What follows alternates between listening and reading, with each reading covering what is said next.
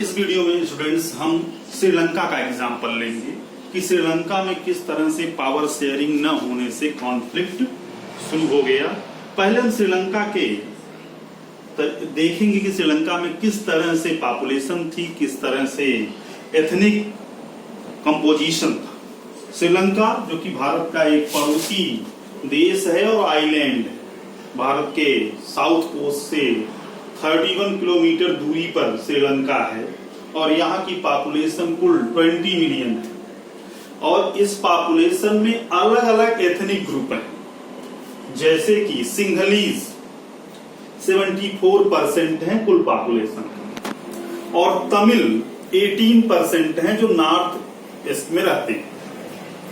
अब तमिलों में भी दो तरह के तमिल हैं, एक वो तमिल हैं जो श्रीलंकन ओरिजिन के हैं, नेटिव हैं, वहां के वो मूल निवासी हैं। दूसरे इंडियन ओरिजिन के तमिल हैं, वो तमिल जो ब्रिटिश गवर्नमेंट के द्वारा मजदूरों के तौर पर श्रीलंका ले जाए गए काम कराने के लिए, फिर वो वहीं पर बस गए, वो इंडियन ओरिजिन के तमिल कहलाए। नेटिव तमिल 13% हैं, इंडियन ओरिजिन के जो तमिल हैं वो 5% हैं केवल।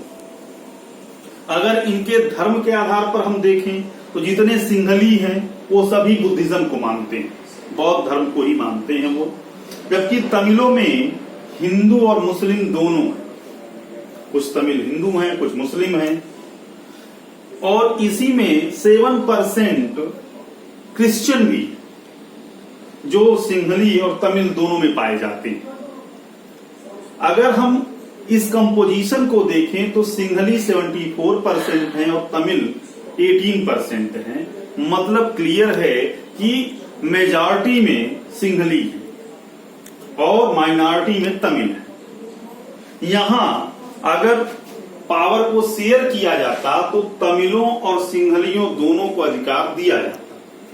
श्रीलंका जो कि 1948 में इंडिपेंडेंस प्राप्त किया, स्वतंत्रता प्राप्त किया, और सिंघलियों ने वहां पर मेजोरिज्म को ही फॉलो किया। मेजोरिज्म मीन्स ये होता है कि जो मेजॉरिटी कम्युनिटी है वो जैसे चाहे वैसे देश पर शासन करे और माइनॉरिटीज का कोई भी अधिकार उनको न दे। जब सिंघली गवर्नमेंट में आए तो उन्होंने कई ऐसे कदम उठाए जिससे जो माइनॉरिटी कम्युनिटी थी, जो तमिल थे, तमिलों के बीच में एक मैसेज ये गया कि उनके अधिकारों को उनसे छीना जा रहा है। जैसे जब श्रीलंका स्वतंत्र नहीं था तो वहां की ऑफिशियल लैंग्वेज इंग्लिश थी। आजादी के बाद 1956 में श्रीलंका में जो ऑफिशियल लैंग्वेज डिसाइड की गई वो तमिल और सिंहला न होकर के केवल सिंहला लैंग्वेज को ही वहां का ऑफिशियल लैंग्वेज बनाया गया। भाषा के आधार पर भी उनके राइट को खत्म किया गया तमिलों को। दूसरा, गवर्नमेंट जॉब और यूनिवर्सिटी में एडमिशन लेना हो या गवर्नमेंट जॉब हो, इन सब में सिंघली लोगों को प्राथमिकता दी गई, उनको पहले प्रेफरेंस दिया गया। और तीसरी चीज ये रही कि श्रीलंकन गवर्नमेंट ने, जो गवर्नमेंट थी जो मेजॉरिटिज्म को फॉलो कर रही थी, उसने बौद्ध धर्म को प्रोटेक्ट किया और साथ ही साथ बौद्ध धर्म को बढ़ाने की बात की।